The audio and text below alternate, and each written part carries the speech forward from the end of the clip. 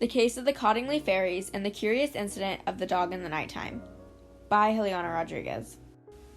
In the curious incident of the dog in the nighttime, Christopher, a curious 15-year-old boy, was told that his healthy 30-year-old mother had passed away from a heart attack. The circumstances were suspicious and unlikely, but Christopher went along and did not question it. This is very unusual for Christopher because he describes himself as a logical person who focuses on facts, so you would think that he would want to be sure of something before he believed it.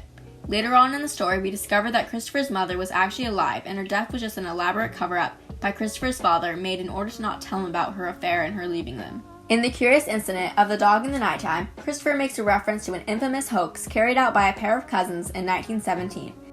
This hoax fooled many people who believed the story of fairies to be real and caught in photographs. 10-year-old Frances Griffith and 16-year-old Elsie Wright took photos of what they claimed to have been fairies that they played with. A total of 5 photos were taken by the girls depicting various fairies playing in the yard outside of the girls by a stream behind their house.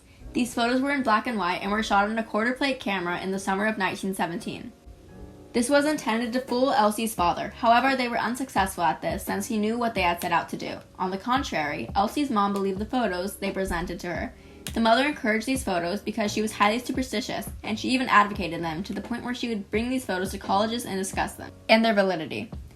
She believed these photos proved the existence of fairies and other mythical creatures. The photos were deemed inconclusive, while many people analyzed them, knew that the photos had to have been some sort of setup, but there was no way to for sure disprove them. People took inconclusive as real, and the whole situation snowballed to the point where these photos became a worldwide sensation, with 2 young girls being at the face of it. A well-known writer, because of his Sherlock Holmes series, Sir Arthur Conan Doyle was put on the case after being intrigued by the girls' discovery. Initially, he was highly skeptical about the situation. The girls were asked to photograph the fairies by him in a better quality with a newer camera. Conan Doyle believed these photos after they took more and was even so convinced that he wrote a whole story called The Coming of the Fairies. People also asked to have the fairies photographed with someone watching to confirm they were real. Nevertheless, a clairvoyant was sent to give his opinion on if the fairies were indeed real. A clairvoyant is someone who claims they have supernatural or magic talents that they can see the supernatural with. The clairvoyant sent was Jeffrey Hodson, and he agreed with the girls that the fairies were real and in their backyard. When you look at the photos, you can notice many inconsistencies in how they were taken. The fairies in the photos were actually paper that the eldest cousin, Elsie Wright, had used her artistic abilities to illustrate. Later, similar illustrations were found in a magazine which could have been what Elsie referenced making her drawings. There is believed to be either a thin string fishing line or small pins holding them up.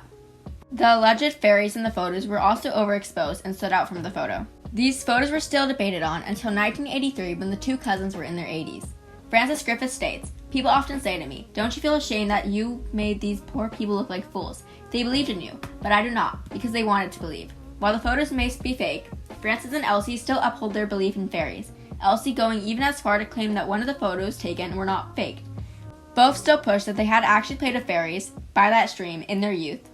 While the story may be old and unrelated to the story, it directly correlates with how Christopher believed myths told to him, not because it was the most plausible scenario, but because it was the easiest for Christopher to understand. His mother dying required no questions to be asked. She was simply dead to him, and he would have to get over it. Christopher even acknowledges this using a philosophical principle called Occam's razor. Christopher references, "No more things should be presumed to exist than are absolutely necessary."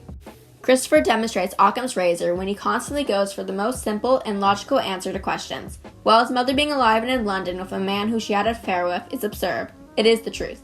In the curious incident of the dog in the nighttime, I believe that Christopher did have a suspicion surrounding the whereabouts of his so-called dead mother. He behaved a lot like Sir Conan Doyle and the mother of Elsie Wright, but both wanted to believe in fairies.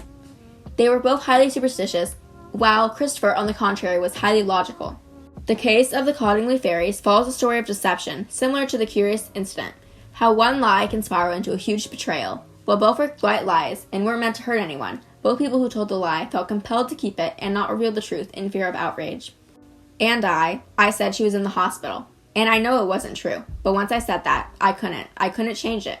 Page 114. This was Fowler's explanation to lying to Christopher about his mother dying from a heart attack. When Christopher's father told the first lie surrounding mother's disappearance, he felt like he was obliged to continue. Both of the lies were seemingly harmless. Christopher's father just wanted to protect his son, and the cousins only wanted to do a practical joke. If people wish to believe in fairies, there is no harm done. And if people wish to think of us as a couple practical jokers or 2 solemn-faced Yorkshire comedians, that's alright too. But the word liar is a rough word for a true or untrue fairy story, Elsie Wright said to an interviewer. In conclusion, the case of the Cottingley Fairies was mentioned in the curious incident of the dog in the nighttime because of the parallels in the two stories symbolically. The stories are centered around how one seemingly innocent lie spirals out of control and makes more of an impact than would have otherwise been predicted.